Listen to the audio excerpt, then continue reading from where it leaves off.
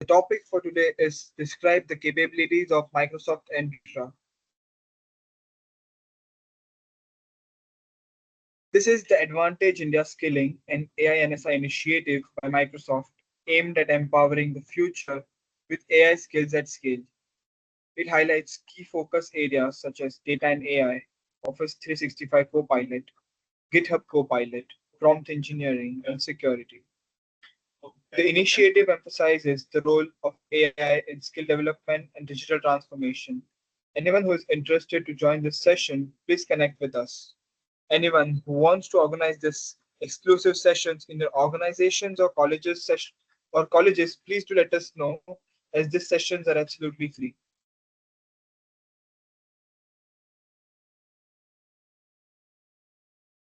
Today's event is sponsored by Synergetics and Microsoft.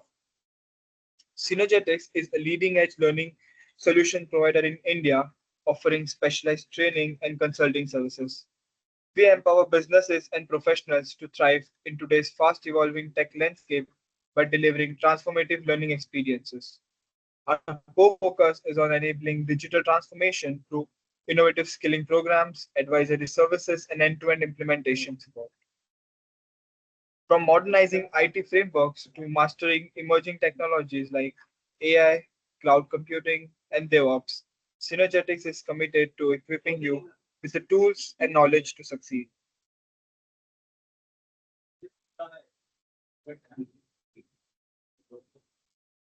These are the learning solutions which are offered by Synergetics, which is persona-based onboarding, onboarding add-on, certification, certification add-on, reskilling, emerging technology training, certification hackathon, cloud adoption, latest technology training, sales, pre-sales training, practice playbook, and architecting.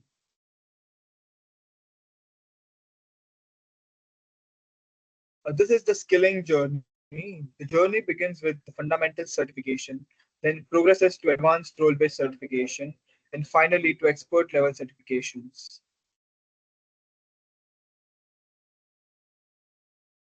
We are thrilled to have Mr. Om Prakash Pandey as our today's speaker. He is a certified Microsoft trainer and a consultant at Synergetics. He brings a wealth of knowledge and experience in AI and cloud technologies. The agenda for today's webinar is Introduction to Cloud-Based Identity and Access Management, key features like authentication, access control, and identity protection, security tools, which are MFA, self-service password reset, and conditional access, governance, which is identity safeguarding and user access management. You have to follow the code of conduct, which will create a respectful environment for all the participants. Please note that participants are not allowed to take screenshot of the presentation and cannot do screen recording.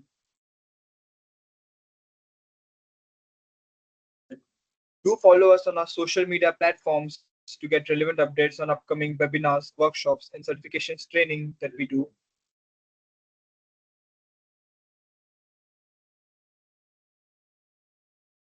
We run communities on Meetup. This is the emerging technology community. Anyone who are eager to learn about technological knowledge can join this community on Meetup.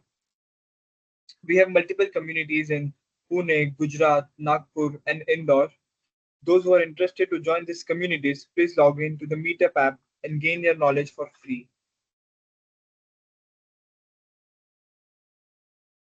Thank you so much, everyone, for listening to me. Now we'll hand over the mic to a speaker. Thank you.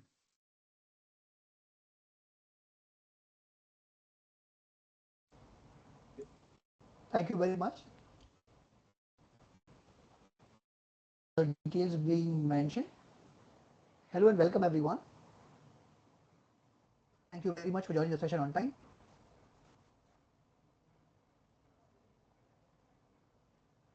Do let me know if my screen is visible to you all.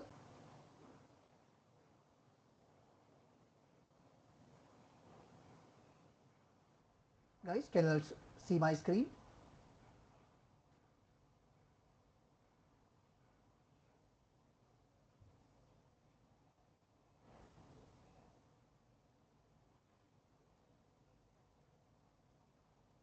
Thank you guys for the quick confirmation. Ujjwal, I can see your hand being raised. So in case you have a question, you can put your question in the chat.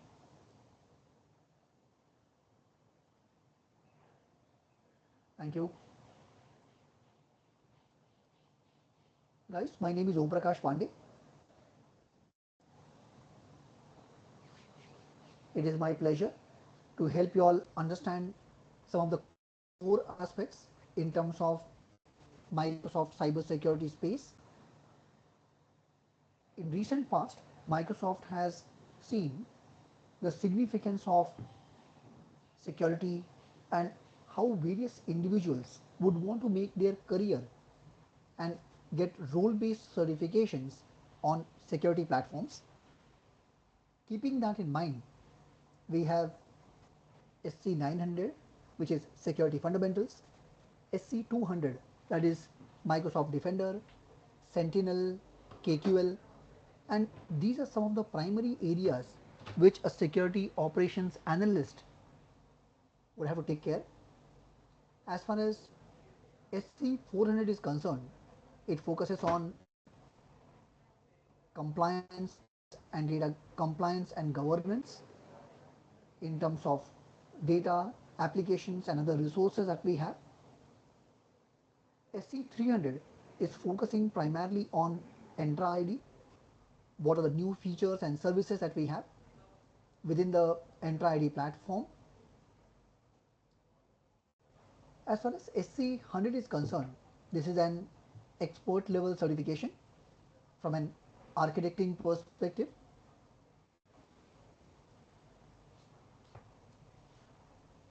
As a learner, I would encourage all of you all to make sure you all complete all these certifications. If you are interested in getting deeper into a security role, which is one of the most growing field in today's market. If you look at data analytics, if you look at various areas, security plays a very, very vital role and it cuts across all environments, all scenarios. Can I see quick raise of hands? People who have already completed their SC 900 certification.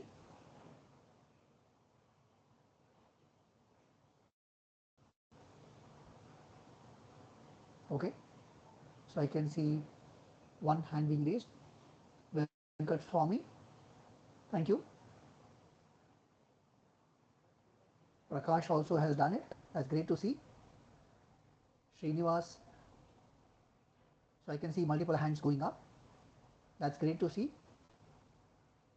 Thank you guys. Put your hands down.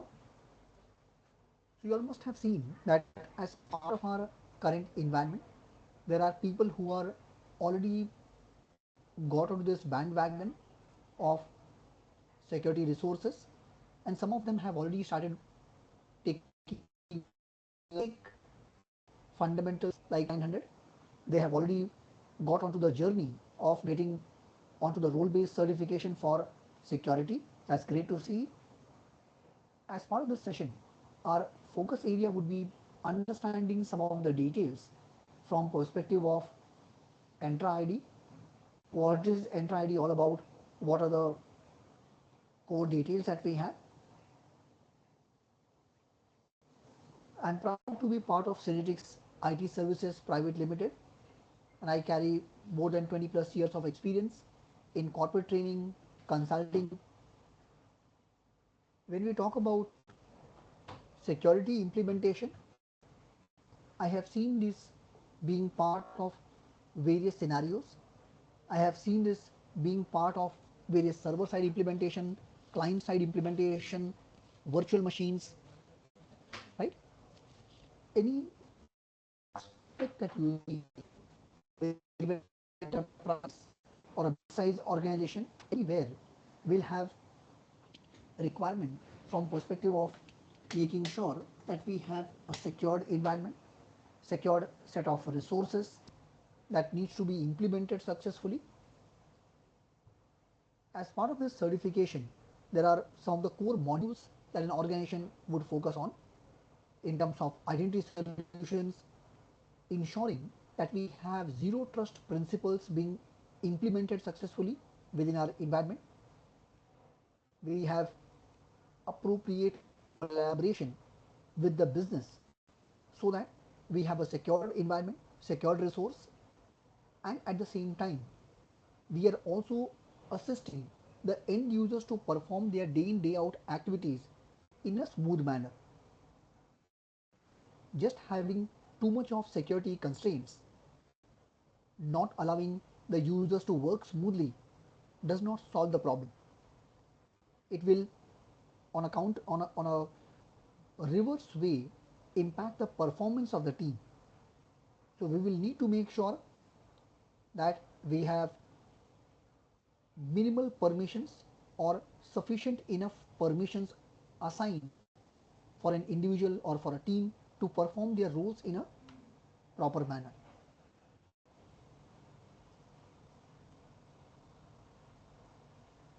Now, what would say Om Prakash? How do I start my journey? And what if I have not got myself certified? What would be the right sources from where I can learn? So, Microsoft Learn provides a solution where we have end to end course modules with respective small lab exercises, knowledge assessments that we can leverage upon. We can practice out these things by creating a free license, Entra ID free license. We can work with these resources, and for advanced features, we can go ahead, use relevant subscriptions over here, relevant licenses over here, P1 license, P2 license, which assists us in exploring some of the advanced features that we have. You all can take a look at that. There are a lot of pre-existing lab exercises as well, through which you all can successfully practice these.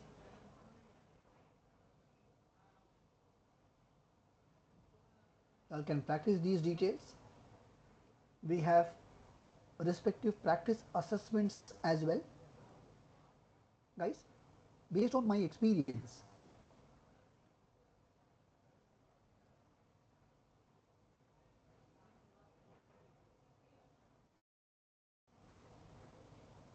Shubham, as far as security is concerned, this is mapped to the security analyst role rather than data analyst or data scientist. But even for data perspective, you will need to have appropriate security implementation depending upon what type of data store that you are going for, whether it is storage account. There you have option of role based access control, giving permissions to right set of users. If you are going for structured data within SQL Server, you have options for associating users, giving them appropriate permissions, right? You have database relevant groups within SQL Server, right?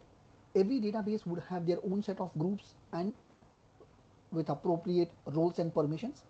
And there we can associate users from our Entra ID in that environment.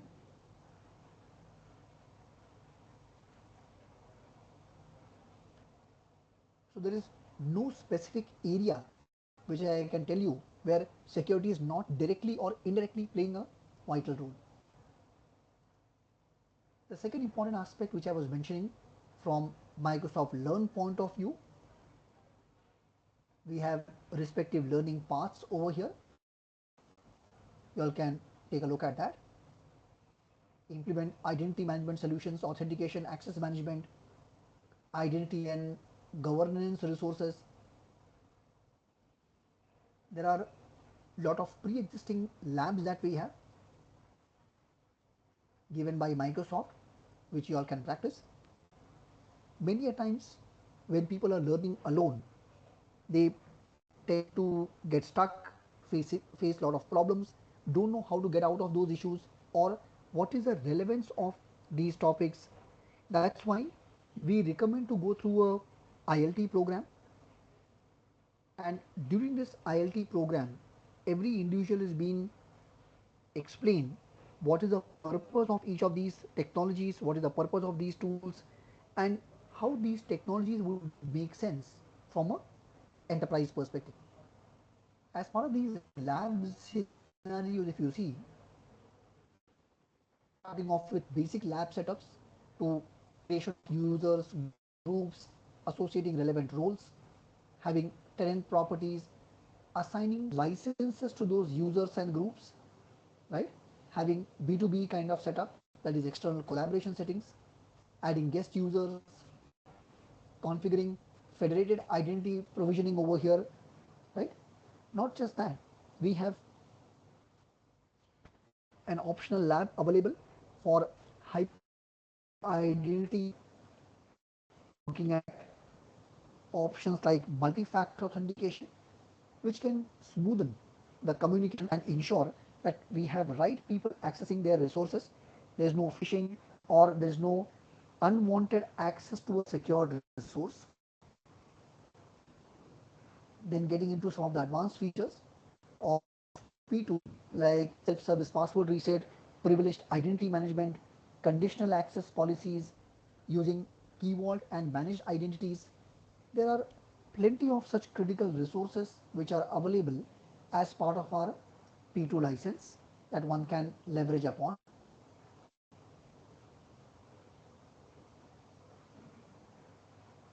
While the learning path and the lab helps us from the certification perspective, there will be individuals who are working with Microsoft Entra, may not be certified, but they are looking at integration with third party resources, third party components, mapping them to the underlying environment, how those things are going to happen, right? That information, those details will be part of your documentation. So you all can go through that. Can I see raise of hands? People who are already working on Entra ID.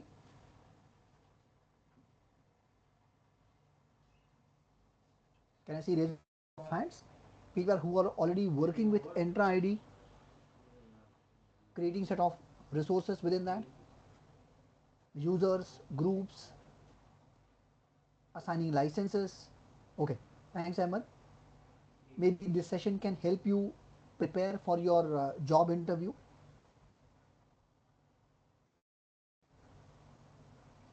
Nobody's working on Entra ID. That's surprising. Now, it is a possibility that many of you all may not be even aware about it, because the moment you all receive a multi-factor authentication or usage of authenticator app, whenever you are logging into a site and it is asking for credentials, you may not know that the application behind the scene may be registered on a Entra ID environment, right? Because this is one of the core solutions for identity management within Microsoft.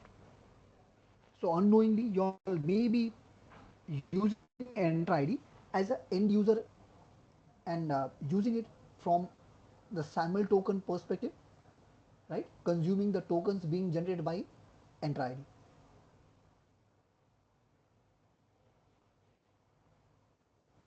Now, one primary question that people might have over here, Prakash, what is the significance of Entra ID, and why should one go and use these kind of services, use these kind of features? Guys, if you see the on-premises environment, this is how the architecture is, or for many of them it may still be existing. So we have local Active Directory, which is a identity management solution, and within this Active Directory, we have Active Directory domain services, ADDS, federation services, Active Directory certificate services, ADRMS, which is rights management services, and ADLDS, which is lightweight directory services. So all the users, groups, servers, all of them would be registered with our local Active Directory, right? That was the core purpose of this member. As organizations moved ahead, they said it is difficult to procure these many number of machines, map them to each and every user. Why can't we virtualize this environment using services like hypervisor, VMware? One second, I think.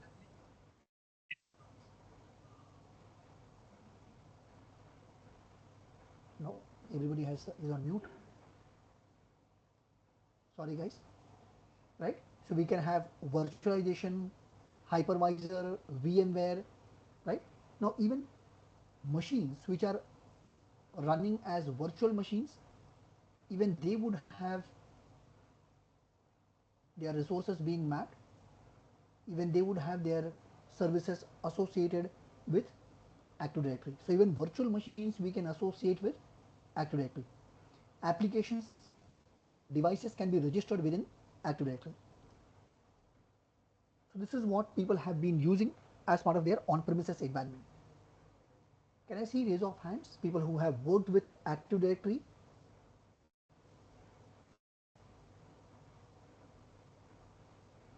Configuration of Active Directory. So I can see Ahmed has raised his hand. Srinivas as well. Okay. Anybody else who has worked with local Active Directory? Not a problem. Abhay also has raised his hand. Thank you, Abhay. Thank you, guys. Put your hands down.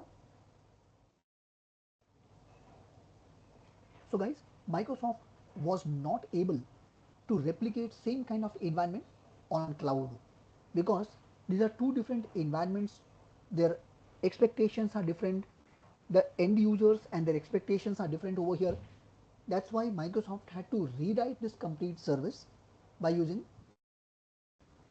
an online environment, Microsoft Entra ID, based on open source principles like OAuth, OAuth 2.0, and OpenID Connect.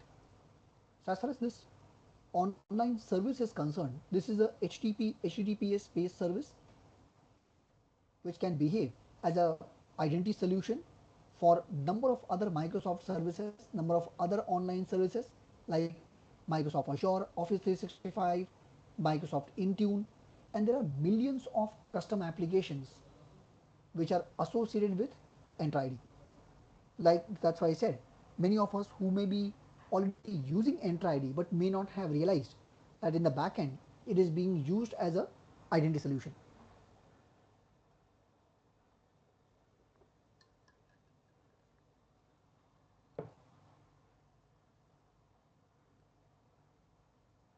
So once it comes to Entra ID, it's the solution which is being provided and that can be leveraged by using it as an independent service, or if you are going and creating a Azure subscription, if you are going and purchasing any other Microsoft solution, or even in case of custom applications, custom solutions, we can go and associate this as a identity solution. After this basic understanding, let's go into more details of identity understanding within Microsoft Entra ID. What are the features over here? What are the components over here? Since I have less of time, I would avoid trying going into depth of each of these things. We'll cover the overall breadth, what are the available options that we have, and how one can go and access these values, access these resources. So we'll take a look at that. So if you look at the identity landscape within Microsoft, this is what Microsoft wants to implement, and every and this is not something which uh, Microsoft may have planned earlier, but this is what the industry is expecting from Microsoft as a vendor, especially getting into the security space, that is having zero trust security. And when it says zero trust, every individual have to be verified explicitly. They need to have least privilege, minimum set of permissions required for for an individual to do their day in day out job. When we say verify explicitly, here we are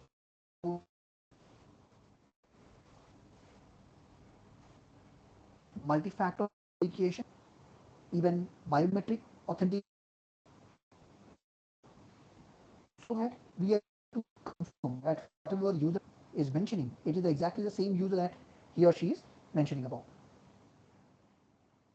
In terms of identity management, we can have the current identity solution being used, plus associations with other identity providers, which could be using B2B or B2C based security. Apart from this, we have consistent actions being used from perspective of authentication, authorization, administration, auditing. So there is a operations team which is involved in consistently checking for each of these things. And the reason for this consistency is assuming breach. The purpose over here when we say assume breach, we never know which layer would get compromised. There will be security at various levels: physical level, network level, disk level, virtual machine level. At different levels, we'll have appropriate permissions being over here. Now, once it comes to these permissions can be mapped, can be configured by the admin team.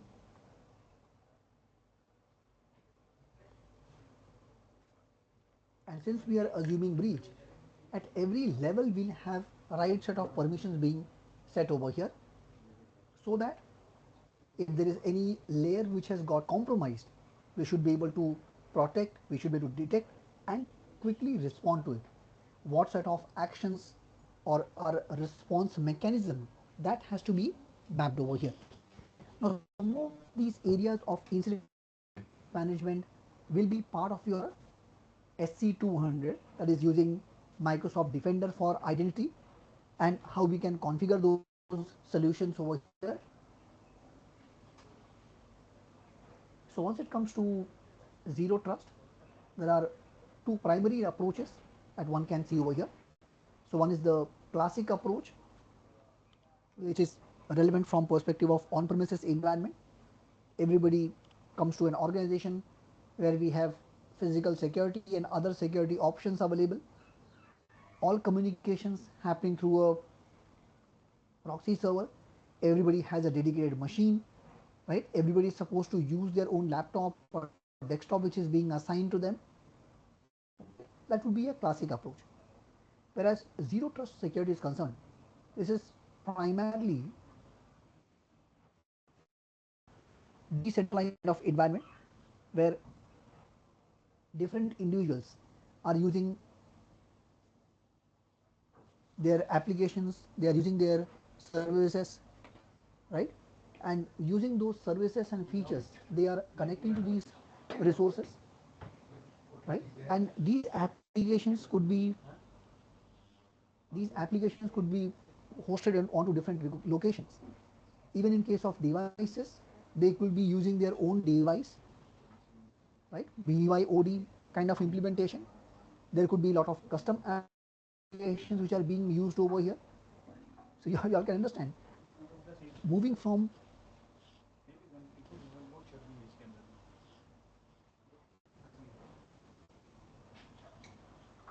moving from a classic approach, which was complete restrictions, right? Here we have a totally decentralized kind of environment.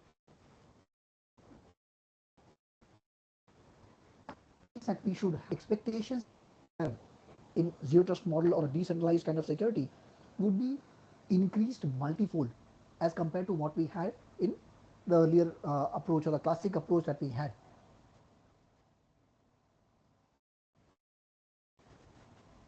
I'll quickly run through these areas because most of these things I have already mentioned. So when you say verify explicitly, apart from multi-factor authentication, you checking the device which is being used for logging, checking for any kind of anomalies over here. In case of least privilege access, We can check for just in time, just enough access, and we can have adaptive policies. From perspective of assuming breach, here we can have segmented access, right? So we have different set of virtual networks. We have peering between virtual networks. We can have different architectures for ensuring security, like hub and spoke architectures. We can have encryption of the sessions. Now, these are some of the ways of how one can leverage and enforce zero trust security.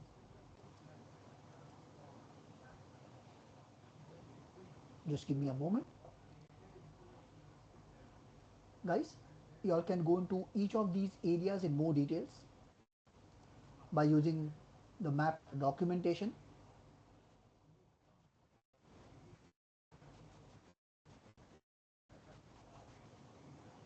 Sorry, is my voice better now?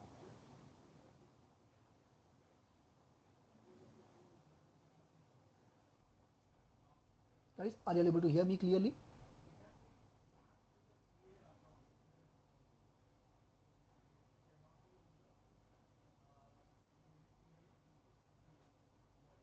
Okay, thanks for us.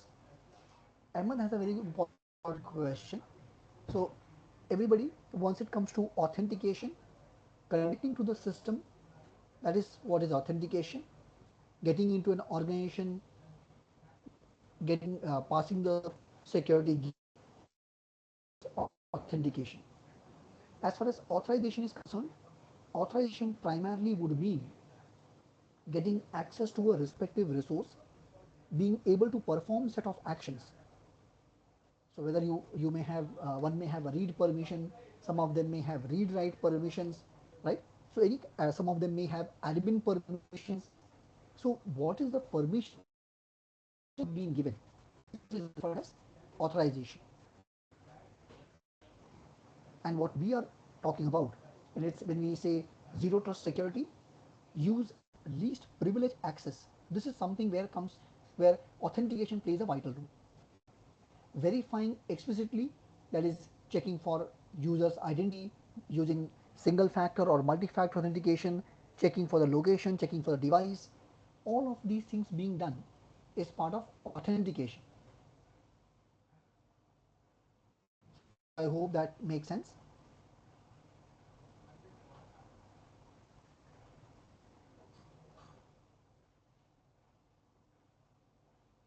So once it comes to anomalies over here, what could be an anomaly? Now, everybody is aware about the updates which is happening, weekly updates which is happening, right? Everybody is aware about an organization which gives their devices which specifies the set of steps to be performed to enrolling the devices onto Intune or any other MDM solution which we have, right? Which would be a generic process. Now, sometimes what may happen is when that update was happening or when that enrollment device enrollment was being announced, few people may be on leave. So in a big organization, even 10 to 15 such people may be on leave at that time, or they may not have joined as yet, or they were working in some other department, right? That is what is referred as anomaly.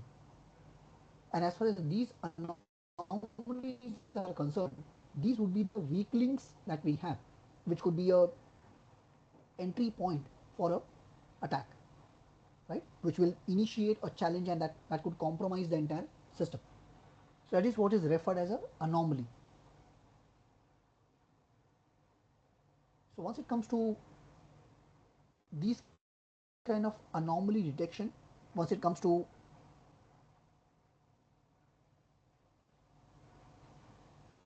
these users, right? So here what we can do is as an administrator, using this Entra ID as a resource, we can provision some of the security resources on each and every member.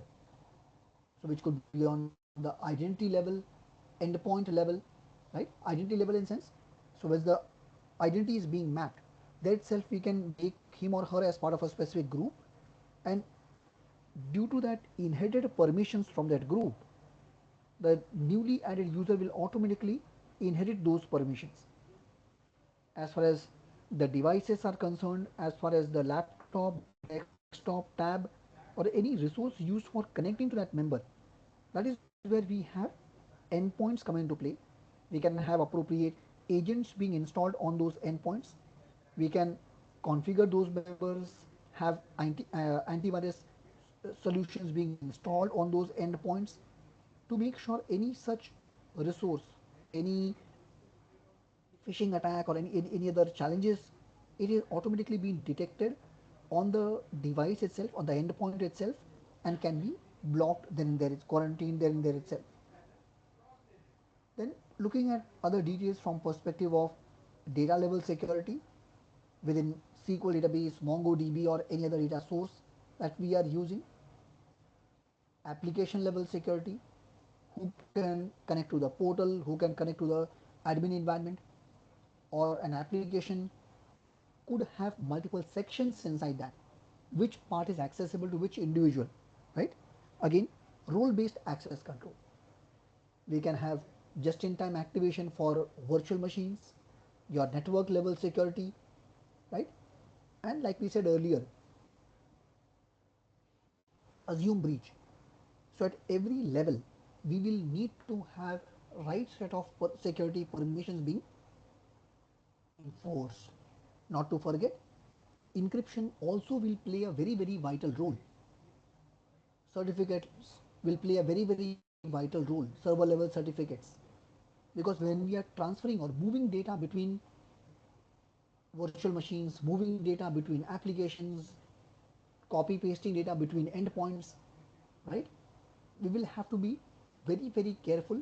We should be able to automate it, orchestrate that information exchange between systems.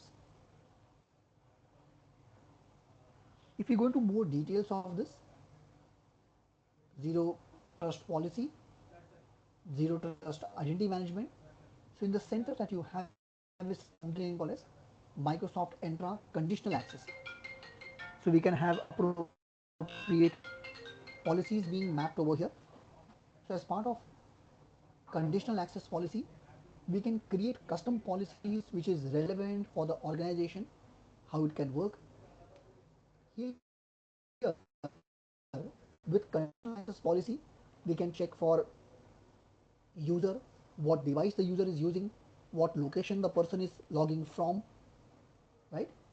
What is the kind of uh, connectivity option being used, what is the Wi-Fi being used, what is the user behavior information, if we can keep a tab on that, what is the data which the user is trying to access, is that data classified, encrypted, what is the application the user wants to access, is the user trying to access the portal application or any administrative application. So at various levels we have all these security measures being implemented. Still, if something is wrong, we can have Sentinel, we can have Microsoft Defender XDR, and using that resource we can track if something has gone wrong and fix it from a long term perspective. So one response mechanism over here could be short term response, another would be a long term setup which will avoid such kind of issues or such category of issue from a long term perspective.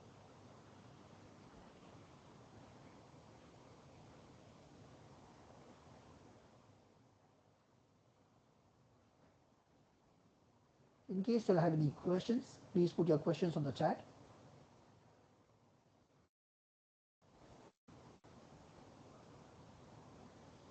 The one important concern that people may have, that once it comes to these kind of decisions, what kind of security should go for, when should be should be done at the beginning of the solution or towards mid or towards the end. after the entire application is ready? The answer is like how we are architecting for availability, reliability, right? Each of these members, same way, one of the abilities or one of the non-functional areas is security.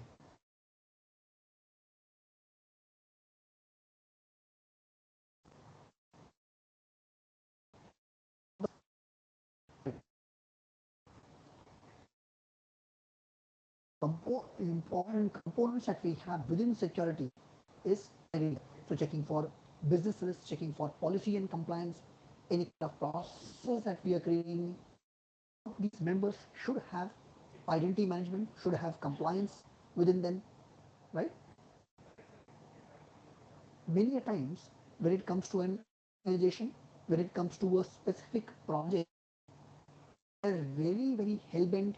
They're very clear in terms of what security implementations that they would want. If you look at web, and that's part of cloud adoption framework. I have been part of cloud adoption journey for many organizations. Initially, everybody had a similar concern. Oh, Prakash, I'm not sure if Microsoft will be able to help me provide solutions for my problem. I'm not sure they will be able to help me the kind of security implementations which I want, right? So that could be one of their from cloud adoption point of view. So what we will have to do is we will have to make sure we create a security baseline, effective workload that we are creating. We have identity baseline. What will be the rules and guidelines that we are enforcing over here?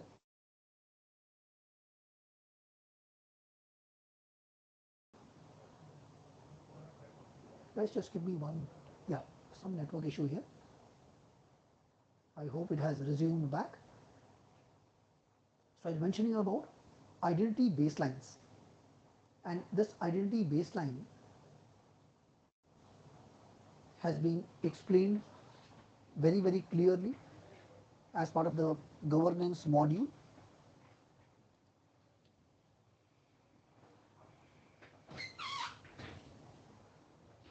I'm posting some of the links on the chat so you all can refer to it.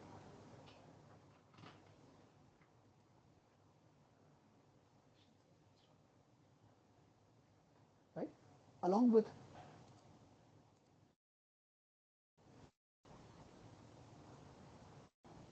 cloud adoption framework, we'll also have details as part of well architected framework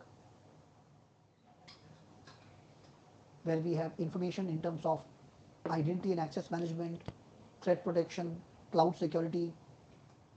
Now, most important aspect which is growing in today's environment, there's a lot of demand for this, is information governance. Because with advent of generative AI, with advent of chatbot solutions which are there, information governance and data quality is playing a very vital role. With more number of issues or concerns happening from perspective of compliance management, there are more and more compliance audits which are happening across the globe, right? So how do we make sure we have right compliance being mapped over there? Information protection, which is tagged along with information governance. Apart from this, insider risk management is one of the unknowns that people are facing in today's context, where an individual who has been as part of the top management, right, or who has been an administrator trying to sneak out data, sneak out from within the organization, if we have to take any strict action, we have sufficient amount of information against that individual team saying this is how you all have attempted to steal information or destroy some of the internal critical internal details within the organization. right? So we need to have all these things being mapped. This is one of the well,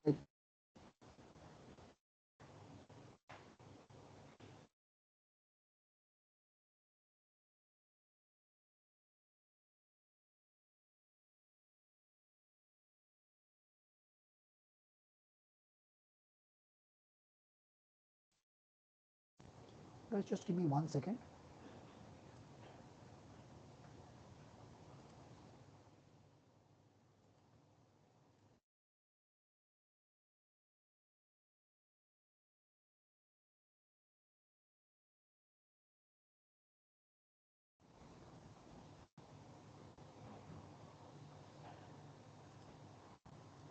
Guys, I have changed my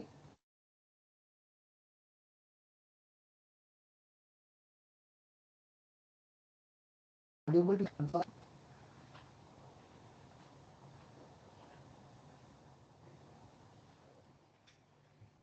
Guys, am I audible to you all?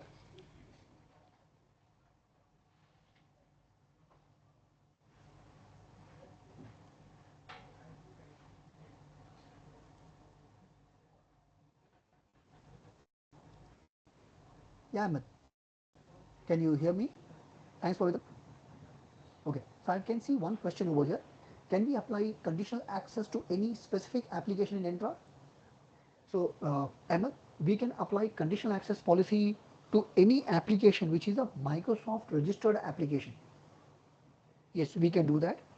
Primarily, it is being done for various admin portals that we have, because that would be a prime criteria, or a place where people can connect, make whatever changes they want, right? So that's why it is essential that those admin portals should be blocked. Those admin portals should have the enhanced protection.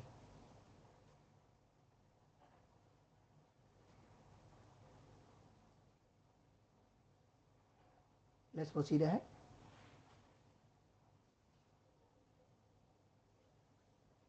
So once we are clear about the significance of security, once you understand the relevance of that security, we can go ahead,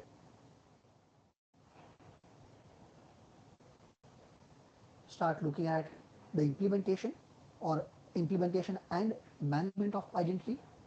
So once it comes to identity, identity primarily represents an individual, a machine, an application which is trying to access critical information, critical details within a given environment. So whenever we whenever anybody tries to access an application content, they will have to authenticate themselves, get a respective token, a SAML token from it. Using that SAML token, using that SAML token, they should be able to access the information within that environment. And when I say access, which resource they should be able to access and what permissions they would have, that is defined by the authorization. Now, once that permission has been given, what actions the user has performed, or which actions they have attempted to do.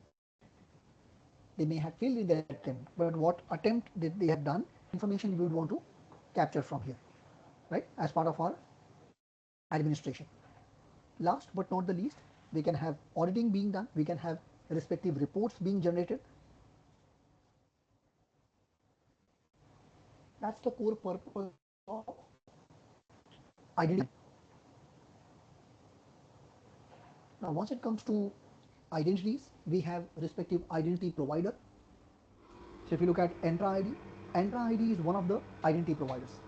And like I said earlier, this is a cloud-based solution that we have given by Microsoft. Now, once it comes to this repository, this is like a database that we have, database of identities, where we have users, applications, devices being registered. We can map them into specific groups while we want to work with it.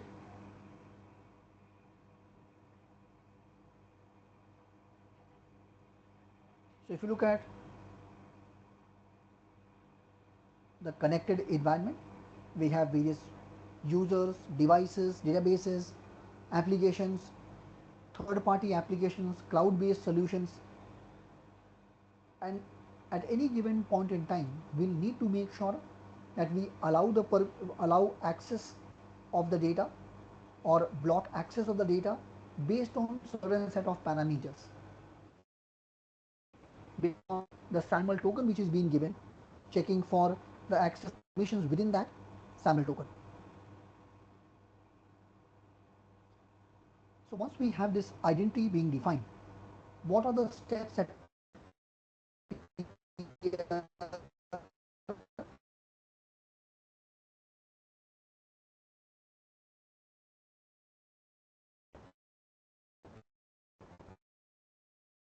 available here which can help us in giving a user doing synchronization from our on-premises environment to the cloud identity, having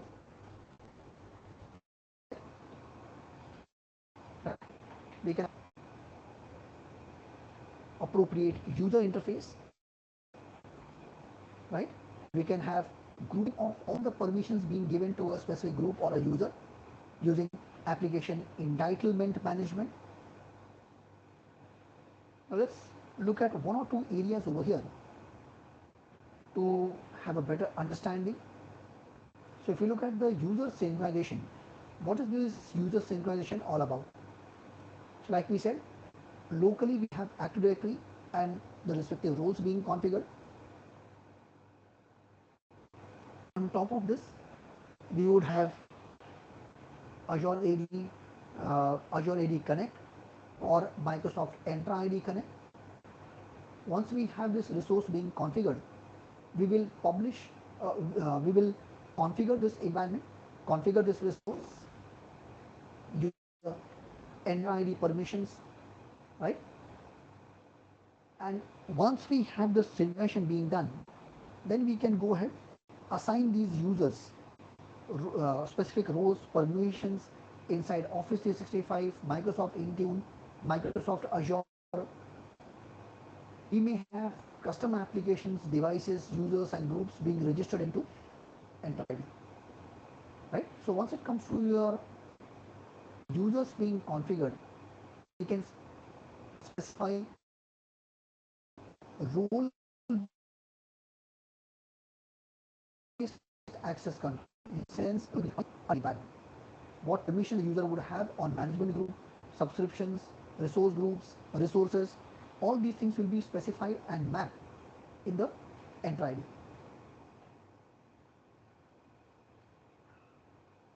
That's in terms of synchronization. From the user interface perspective, just give me a moment.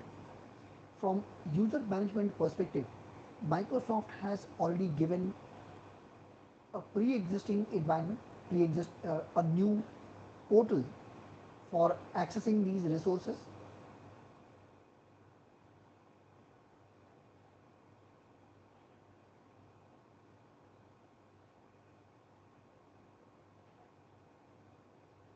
Just give me a moment.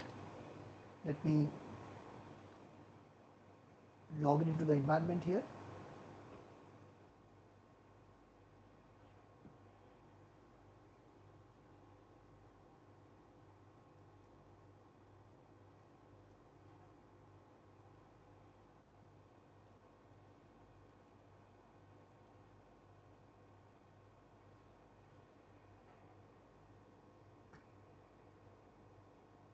So in my case, I have already configured multi-factor authentication.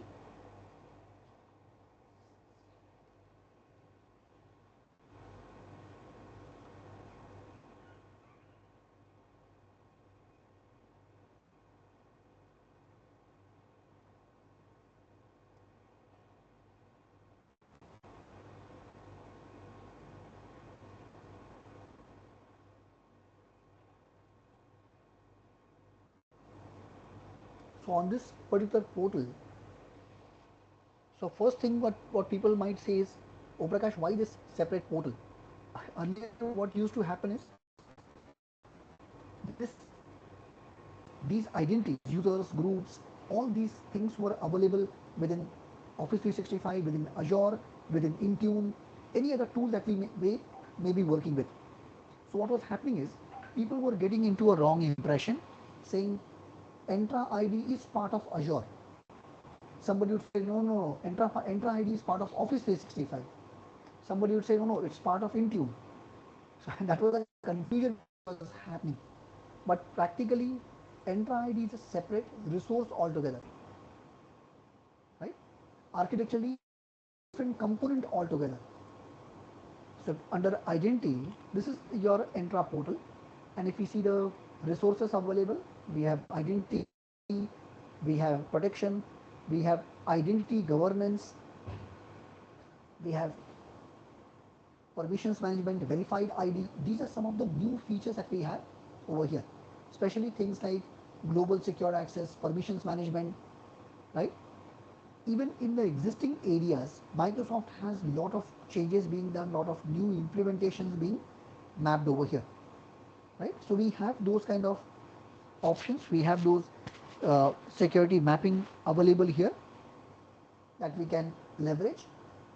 If you go to the identity section, most of the generic information will get over here. So what is the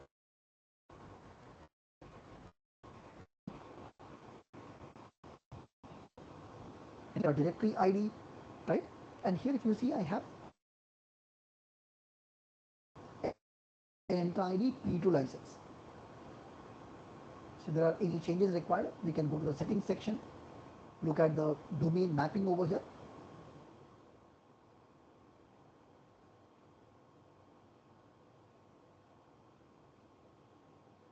So if you see, apart from domain names, we have options for mobility, options for protection, how one can go and register their applications over here, how one can go and enforce or check the policies being mapped over here.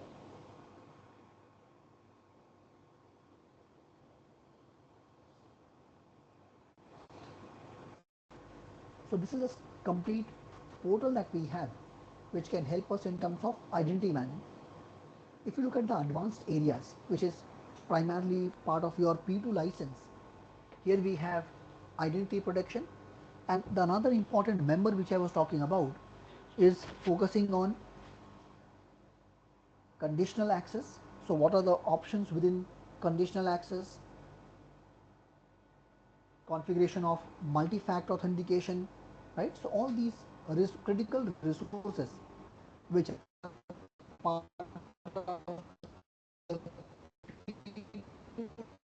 like in terms of password management, here we have self-service password reset, SSPR, as one of the critical members. So as an administrator, this is what we are supposed to do. Configure these environments, create the policies, create the resources ready, and once an individual joins, enroll that individual, enroll the device, enroll any other component which is required for smooth working of that individual.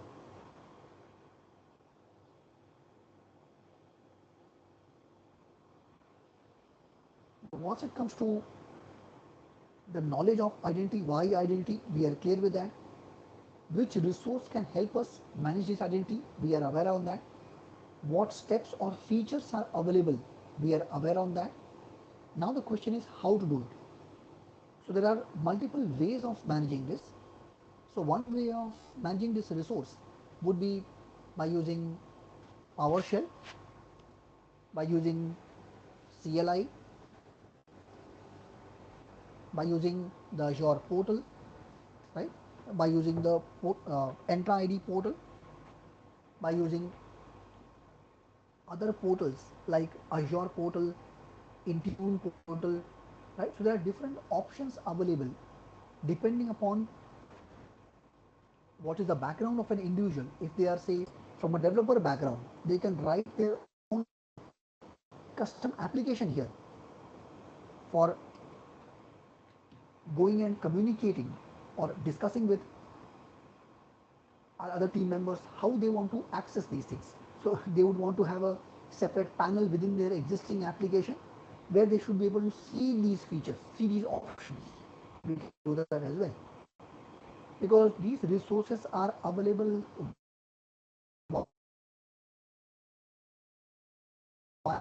via REST endpoints, correct? So we have these graphical UI aligned to our application, right? All those things are possible here.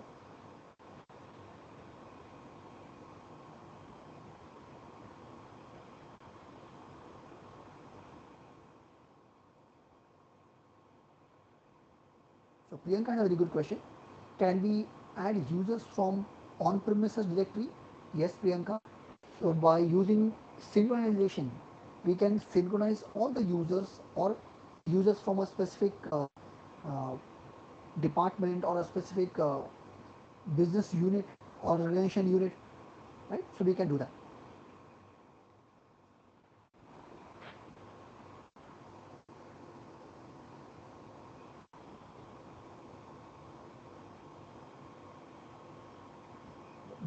I didn't get your question. Am I getting it correct?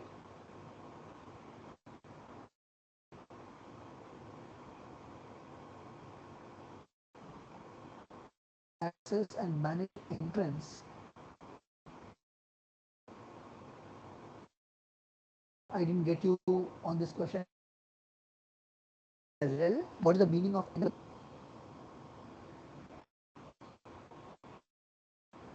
So Manish, if you can be more precise, maybe I can answer that question.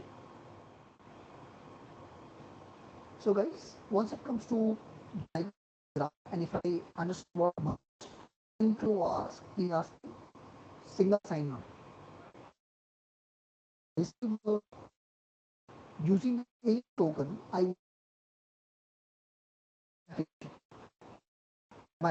That's what you're trying to understand.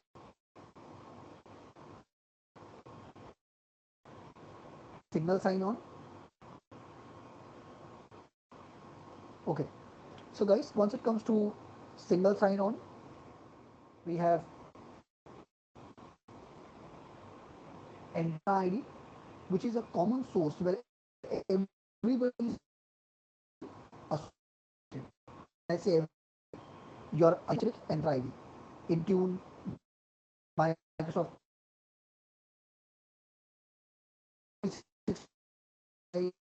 your Entra ID, right? So once we have successfully registered ourselves with Entra ID, we have token.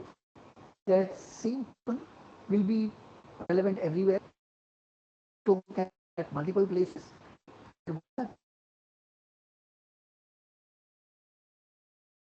Token is being mapped correctly. Devices and native applications, we can perform workflow automation.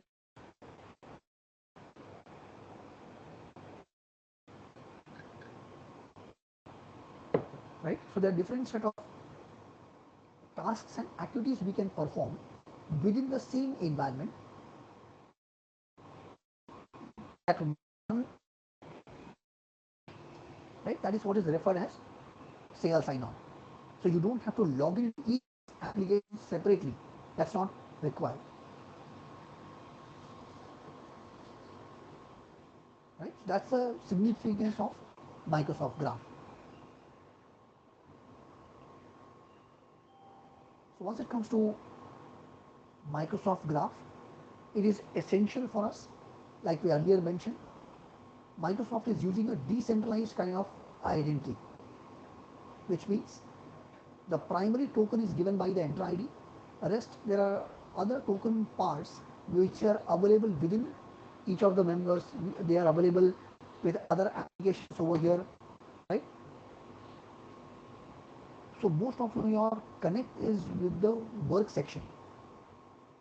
Your basic files, folders, OneDrive, SharePoint, Exchange, all these are work-related applications.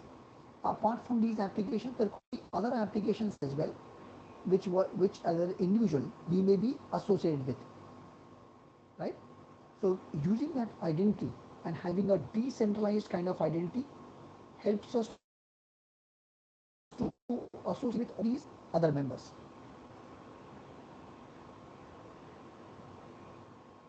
Now one would say, Oh Prakash, I do understand what you are saying, but still certain things are not clear to me. Right? Now let me give another example. How many of you have worked with SQL Server earlier? Can I see raise of hands? People who have worked with SQL Server.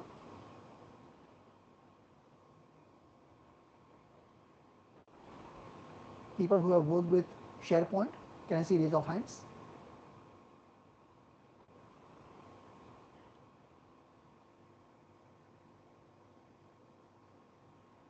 Nobody? Okay. So guys, if you look at SQL Server, if you look at SharePoint, each of these environments or each of these resources that we have, they already have their respective groups. They already have some of the default users inside that environment. Even in case of your Windows operating system, you have by default users available here. We have default users available over here, or basic users which are there. If not, we can add those users, we can give them permissions on the underlying environment. Correct? That is what is referred as decentralized identity. So every correcting application already has some small aspect of identity solution themselves. We just need to go and plug in or associate both these environments, the local identity and the Entra ID. So from this Entra ID, we can pick up a group and add them into a SharePoint group. Pick up a group from Entra ID, add it into a SQL Server group, right? So what will happen? All the users in that group will get a permission which is being assigned to that group. That is the core advantage that we have of decentralized identity. So part of the identity is within the application, and part of the identity is within the Entra ID. Guys, does it make sense to you all? The significance of decentralized identity.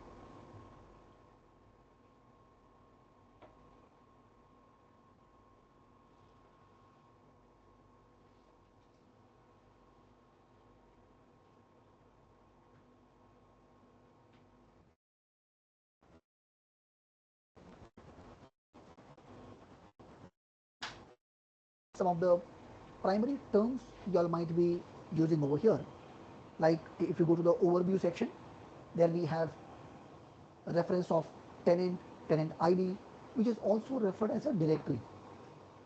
Then we have a user account, right? A user is being mapped over here. What identity we would want to associate.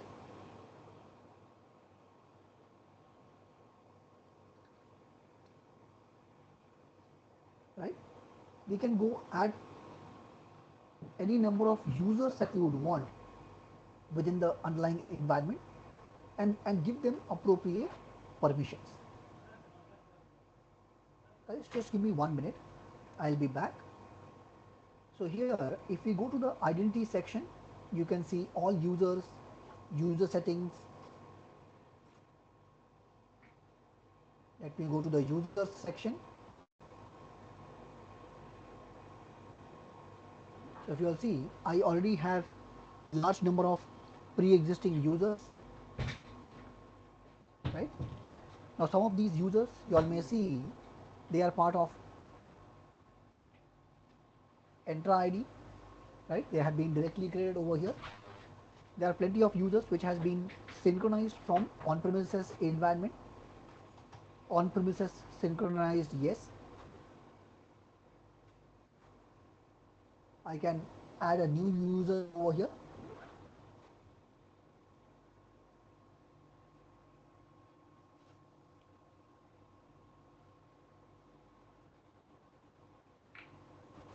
Let me add a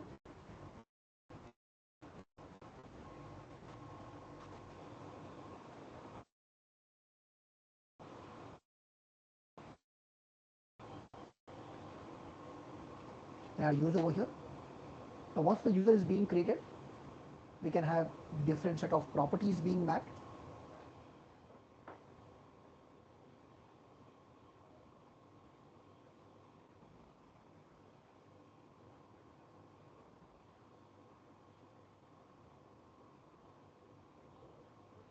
Right?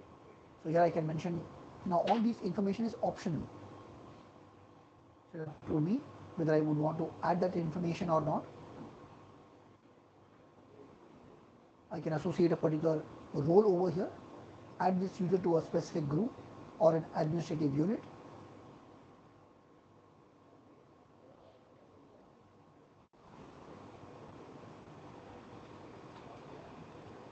And similarly, I can have multiple users.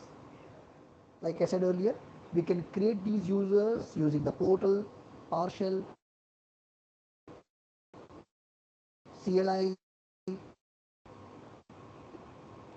Once the user is being created, I can go and check for the user. I can add this user into a specific group.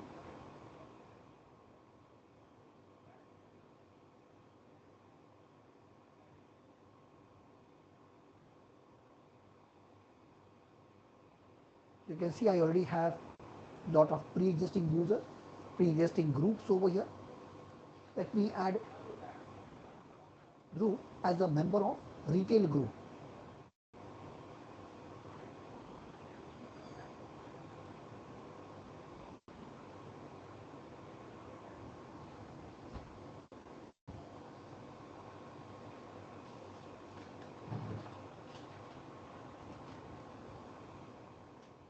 Right? So I can create a group, add respective users within that group.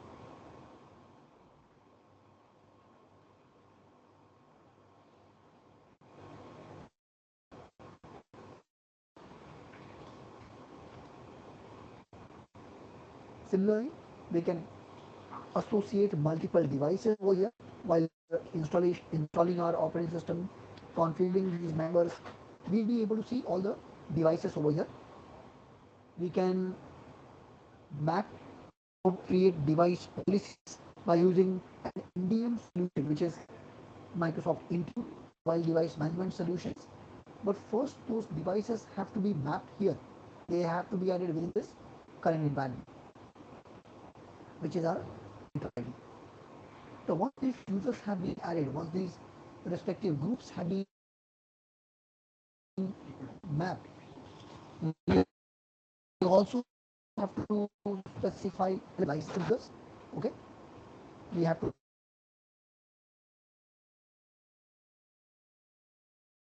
leave.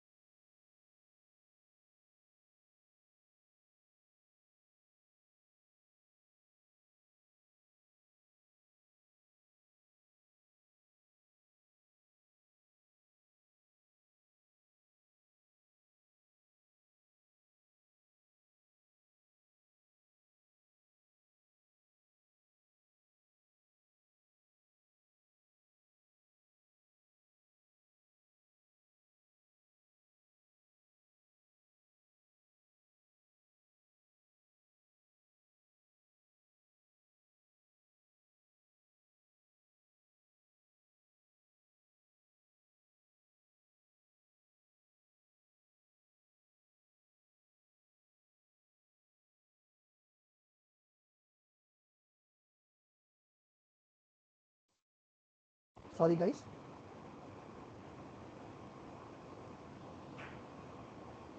Yeah. So I was mentioning about the steps involved in creation of users, adding that respective user into a group.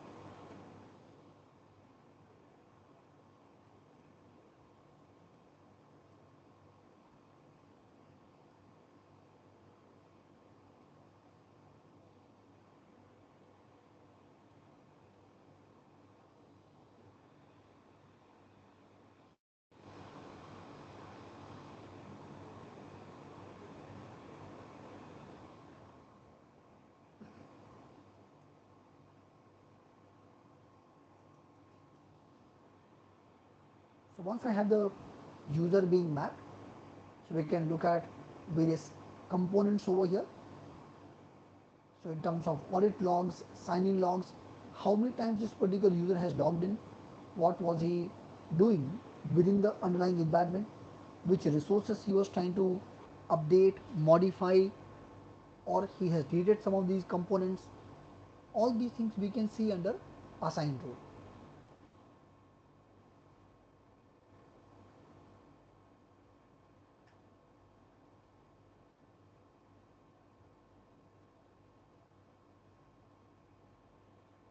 So here we can see there are a lot of pre-existing roles which are there.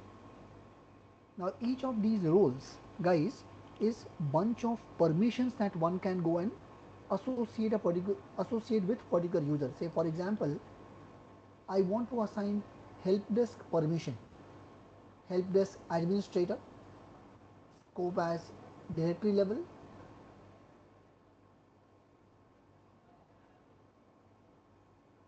So once you have mapped the user or mapped the group over here, so here we have eligible, or we have option of activating a particular member.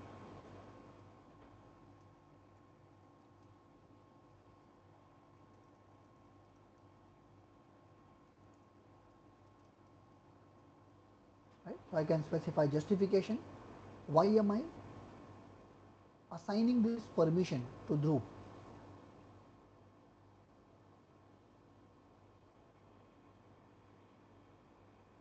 So once we have the user created, once we have the group created, we can assign these permissions, we can assign these groups.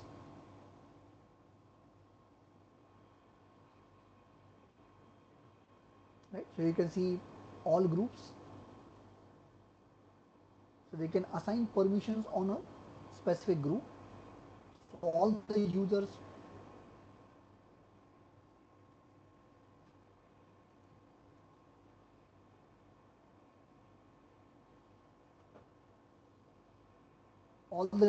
in that group, they will inherit those kind of permissions. Right? So you can see the options available here. Your role assignments, group memberships, roles and administrators. So what permissions you would want for all the users in this particular group.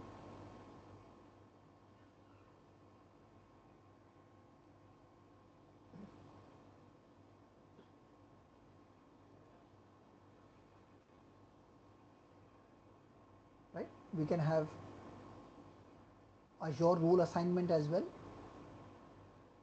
What permissions is being given to this particular group.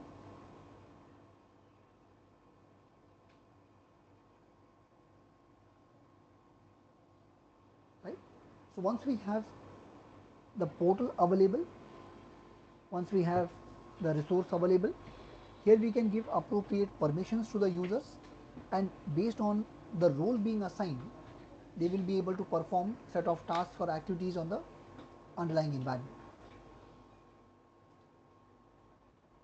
Like I already mentioned, so not every time we'll have luxury of starting from scratch, creating our own Entra ID, purchasing the license, which could be a free license, P1 or P2 license. We may have to associate with pre-existing organization, right? They would have their own Entra ID, or they may have other identity solution that they are already using. How we can go and integrate or collaborate with those teams. So that's where comes B2B as a model, where we can have invitation or self-service sign up.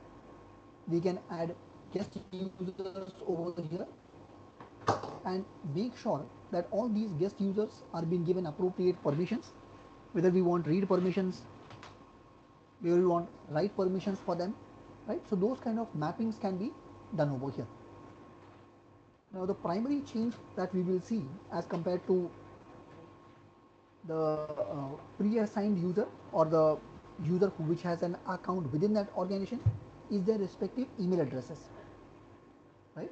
So in an organization where we have external consultants who are being hired to perform a specific task, or auditors who are being added to perform a specific task, right? So they will have to be given relevant permissions. Now these kind of permissions will be just in time. They will be assigned for a specific period, so they may not be for a long term perspective. So we'll have to specify what is the timelines for these permissions being given. In case of B2C, this is your business to consumer. So rather than having an organization, right, there could be various other IDs which we want to map over here, social IDs, local accounts, government or business IDs.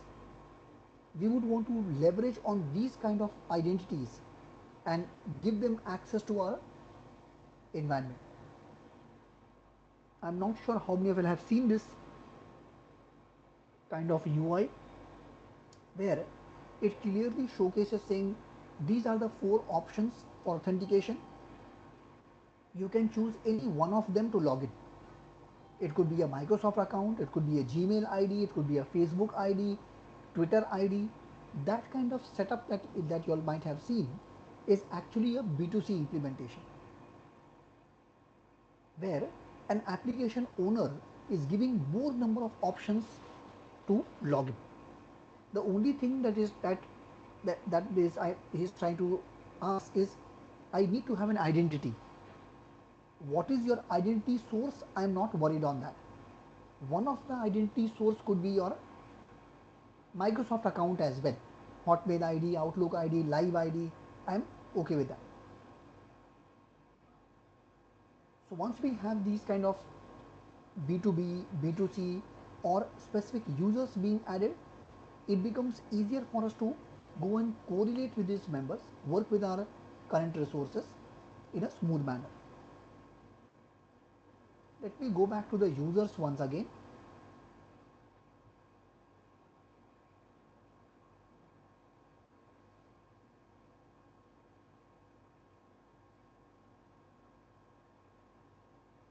So I've just added one user over here as Dhruv. I can have bulk create. I can add multiple users over here using this CSV file. Second option that we have is inviting external users.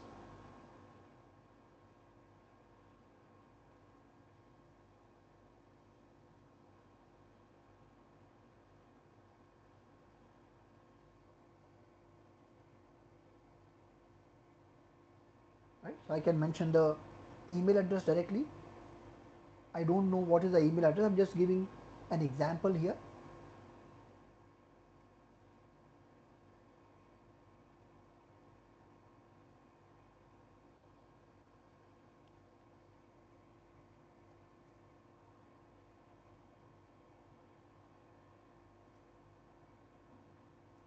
Right?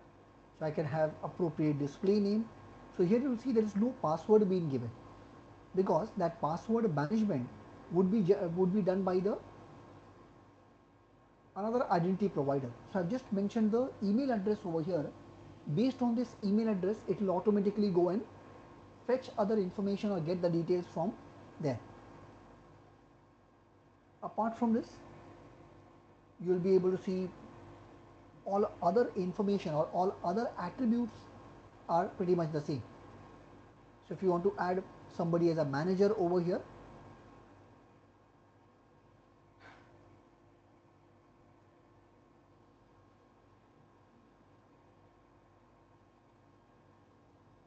so Dhruv is a manager for ML. I'm mapping him over here. If there are any sponsors, office location, any other information that one would want to map. So this guy is a consultant, right? He is not from my organization, but still, when he works with my organization, he will have to be associated with some team lead, right, or a manager. So that kind of information I can associate over here. Now, since Ahmed is a consultant, he is playing a vital role. So I can make him a security reader,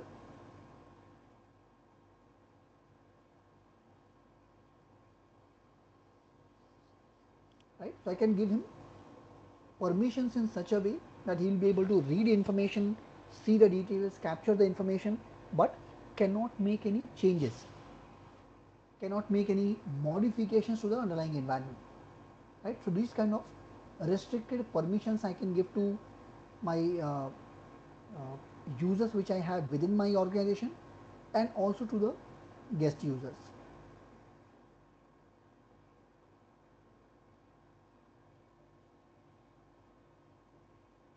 So I hope this makes sense for you all, how to create users, how to add and associate users.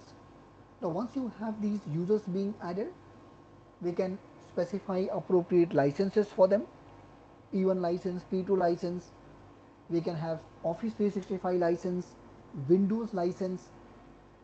So what kind of applications you want the user to access or the administrator to access, we can map these resources over here, and we can have licenses mapped to the specific users for a given service.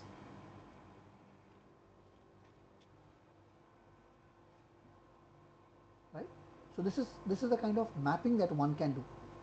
Now if you see from the current environment, let's go to these two users which I have mapped over here, specifically Dhruv as a user. You all can see over here I have made him part of a specific group. Let me go to the licenses section. So here if you see, it says adding, removing, reprocessing is only available through M365 admin center. Now why it is mentioning that? Because this Entra ID is also associated with Microsoft 365. Along with this, I have Azure role assignments. So if I have a subscription map, I can select that subscription and specify permissions from here itself. What is the kind of authentication that we would want? Do we want to enforce re-register multi-factor authentication? So all these kind of settings I can do on the user level. Let's go to the next user that we have added, and let's see what is the difference that we have between Dhruv as a user, which is part of my environment, and Ahmed, which is who is being added as a guest user. So if you'll see, all options remain the same. So actually it does not matter how the user has been added, but once the user has been successfully added to the Entra ID, both of them would have similar set of options in terms of assigning a licenses, assigning a device, management. So from management point of view, both of them are pretty similar. So if you see the ID here, Ahmed Kadri underscore gmail.com, which is an external user, at the rate txfdg dot on microsoft.com. So finally, this would be the username which is getting mapped. So guys, once we have these users, groups, now these are set of common administrative activities that one needs to do over here. But once it comes to your authentication, authorization, we have already mapped relevant roles to them. And when they are logging, we can check for the protection activities, protection features over here. And one of the most important ones is conditional access.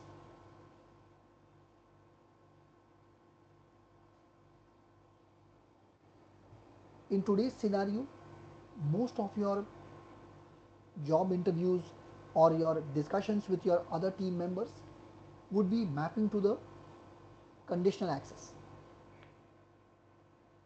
So how are we going to make sure that the users that we have, they have appropriate conditional access being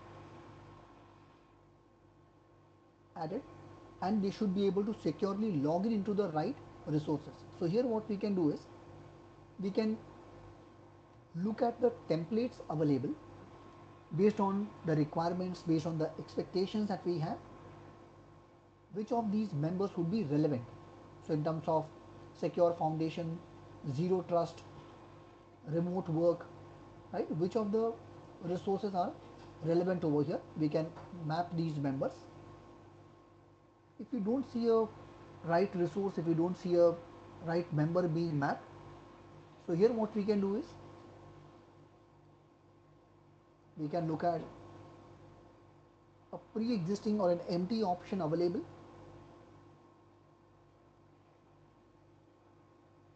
specify a policy name,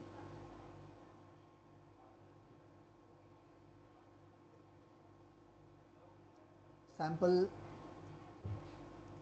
authentication policy,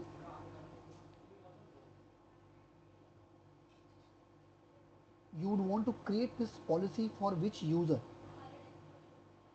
I can specify the policy name here.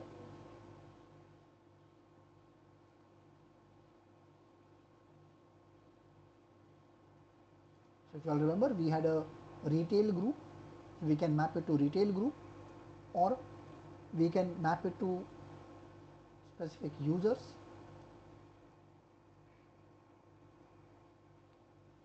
So it could be internal user, external user, not a problem. Please be careful if you are creating a policy for all users, which is not appropriate in this scenario. Just make sure you exclude the main user or admin user so that you don't lock yourself out. Right? That's why these values or these tabs are being given, which users you want to include, which users you want to exclude. Right? That's the first criteria. Second is, when these guys, Dhruv, Ahmed, when they are joining in, what do you want to actually check for? So here I want to make sure that Dhruv and Ahmed as a user, they should be allowed access to the admin portal. They should be allowed access to Office 365 user. And here if you see, we have all the applications over here which are registered into Entra ID.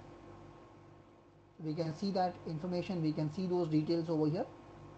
If you're not finding something, we can search at the top. These are pre-registered applications. These are pre-registered applications with our Entra ID environment. Right? Now, if you see the new feature over here, in terms of network, you have to check for any specific network or a location. Here what I am saying is, Dhruv and Ahmed, they can access these portals provided if they are connecting from a trusted network or a location. That's one condition which I want to check for. Apart from this, the environment that they are connecting from, the user risk should be low,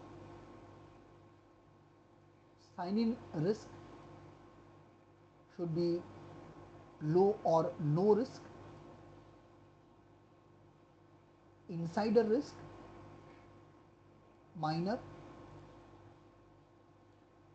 If I want to check for any device platform, it should be from iOS device, Windows device, or Mac OS. It can't be Linux and Android.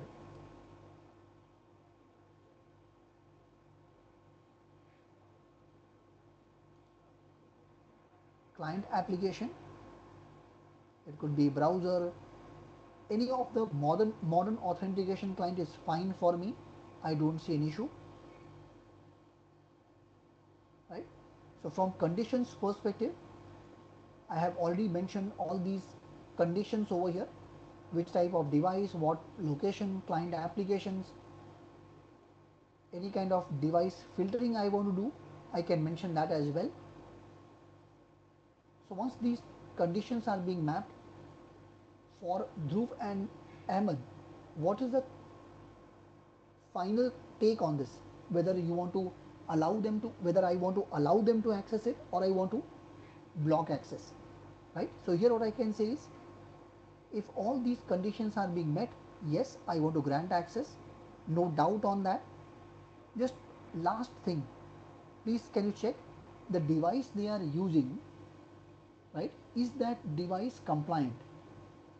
Is that being approved, ratified by uh, is it being ratified and checked from Microsoft Intune, and are they approving it? Apart from that, I don't see a problem.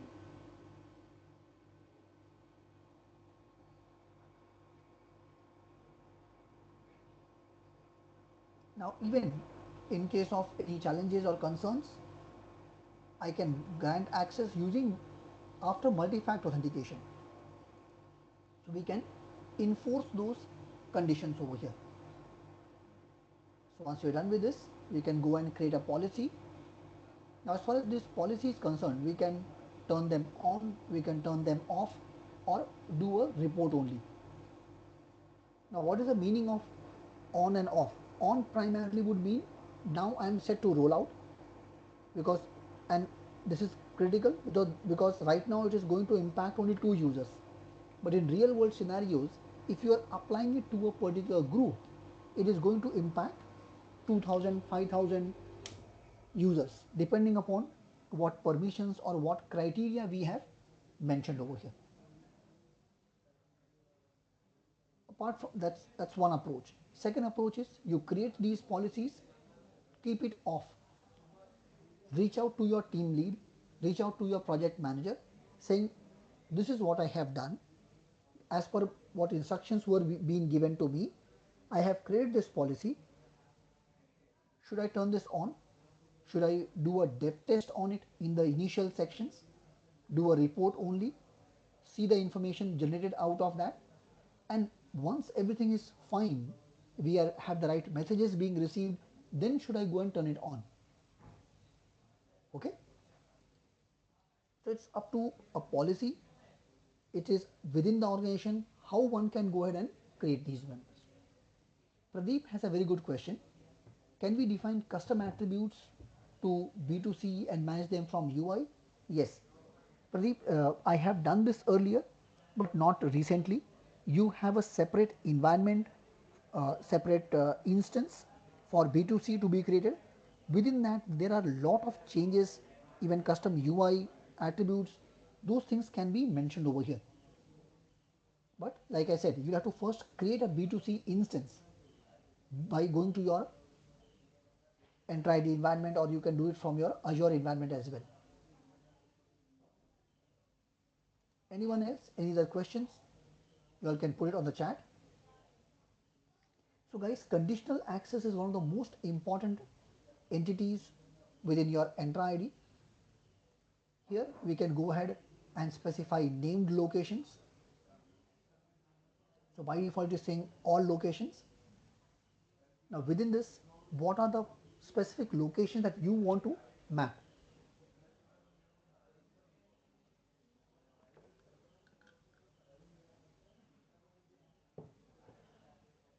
So here what we can do is, before creating the resources,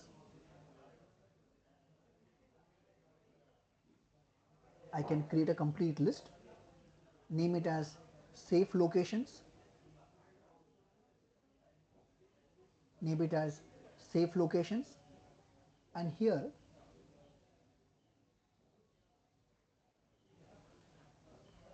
I can go and select, I can go and unselect resources which I don't want, or I can be even more precise. I can say I want Bahrain, I want Bhutan, Brazil. So I can be specific saying these are the locations which I want to allow. All other locations I don't want to allow. Getting it? I'm just randomly selecting some of the values over here. So wherever I have my customers, I'm aware about that.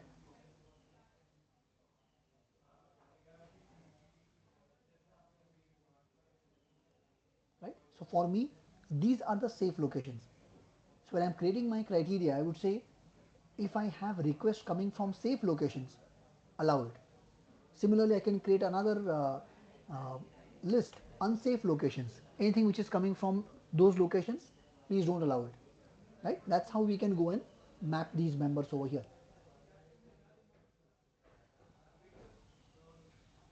Pradeep has one more question.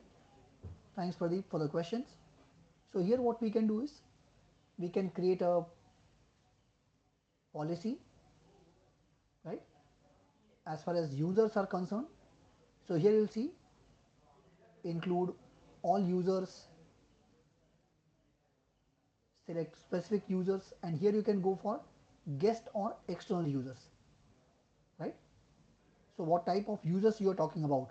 B2B collaboration, local guest users, service provider users. Here you can select that member. Go ahead, specify your target resource as whichever resource that you'd want, but here you don't have anything called as SharePoint. Instead you have something called as admin sites over here. So we can allow or check for admin sites.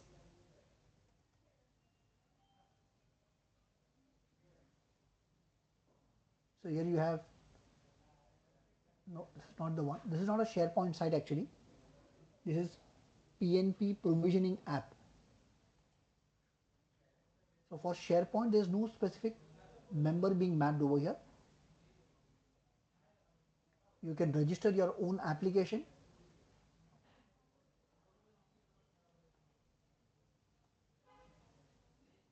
No, even for Office there is only one option available for the entire set, it's not a specific member. So I would recommend check for Office 365. That should take care of this, that should take care of SharePoint as well.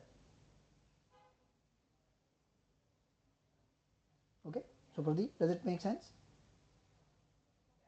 You cannot do it for SharePoint page from here. So you have to go to SharePoint site, go to that page, and there you have something called a site access. Now this is something, remember we mentioned about distributed authentication or distributed identity management. So this part of that, this part of the identity is with SharePoint, with SQL Server, with other members. That identity is not within our current environment. Right? So this is one aspect of it. Second thing, if I'm not mistaken, you should be able to go to roles and admins. Let me see if I have some roles defined for SharePoint over here. Yeah. So SharePoint administration, SharePoint embedding. So you have you have a SharePoint administrator role, which you can assign to a particular user. But again, this is not what you are looking for. You are looking for a page, specific page, which is not here. So that part has to be done by going to SharePoint itself. Yeah. So guys, if you look at the primary aspects over here, when it comes to your Entra ID, some of the new things that Microsoft has come up with recently is identity governance. Apart from conditional access policy, there has been changes within that. Conditional access policy is not new. Within that we have new enhancements there. Apart from this, resources like Entitlement management, this is something which is new. So within entitlement management, as the name suggests, here what we can do is we can create our package of access, 10, 15, 20 permissions, roles, all these things can be created as one package, and this package can be assigned. This is called as access package. This access package can be assigned to an organizational unit. It can be assigned to a specific user or a group that you would want. That would be part of your entitlement management. So if you want to create specific policies over here, what is the policy details? We can map these members over here. So what is the policy ID? Who is the creator of this policy? Can users request to be added in this policy? Right? This is entire approach of packaging set of permissions together. Right? So this is something which is new within our current environment. Second important thing that everybody should look at is privileged identity management as part of advanced features. Like I added Ahmed over here, and I gave him a role of security reader, correct? So now for such a role, I I would be just creating it, but it has to be approved by my manager, correct? It has to be approved by my manager. Now in these scenarios,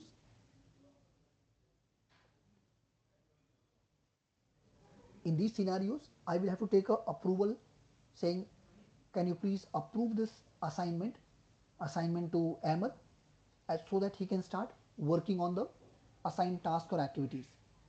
Now some of these things can be done by using privileged identity management. Now, there are two type of users over here. One user would be Ahmed itself, who would initiate this request, and another would be my manager, who would go and approve that request. Now once that request is being approved, then Ahmed can start his work, perform those set of tasks and activities.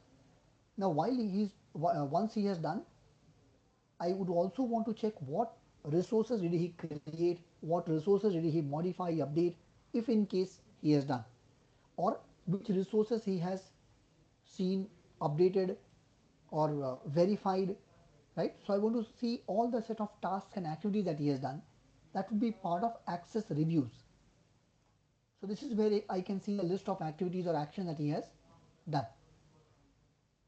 Now that will help me to understand, because he is reporting into Dhruv. So I can talk to Dhruv that did Ahmed complete all his tasks which was being assigned?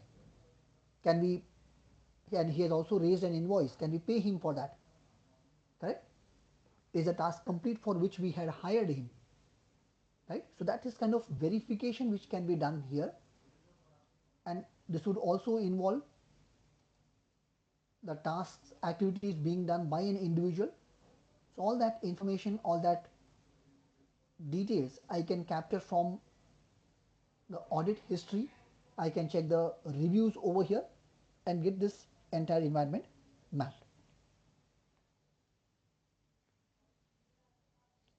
So we'll stop with this over here. Thank you very much everyone, and thank you very much for making the session interactive. There were a lot of people asking questions. Pradeep, Ahmed,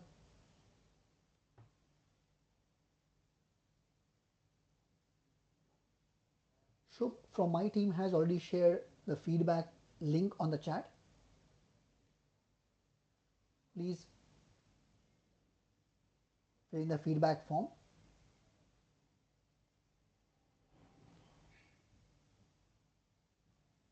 Nilesh, Shub will guide you in terms of how you can access the recording. Shub, are you there? Yes, sir. Yeah. So can you guide Nilesh how he can access the recording on the topics that we have discussed during the session? Yes, sir. The video will be uploaded on the YouTube by Monday, so it will be available on our YouTube channel. so you can access it from there.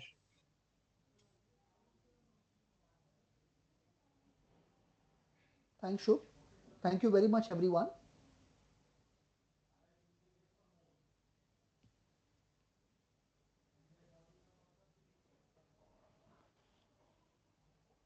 Shub, can you also make the channel link available to them so you can access that?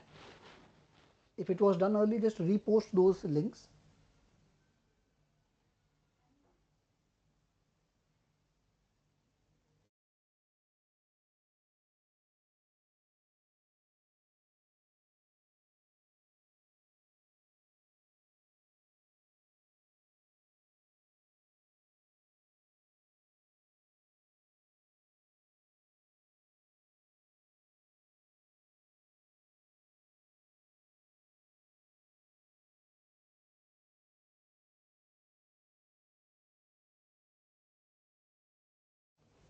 Thanks, Archie. So I think the channel links have been shared.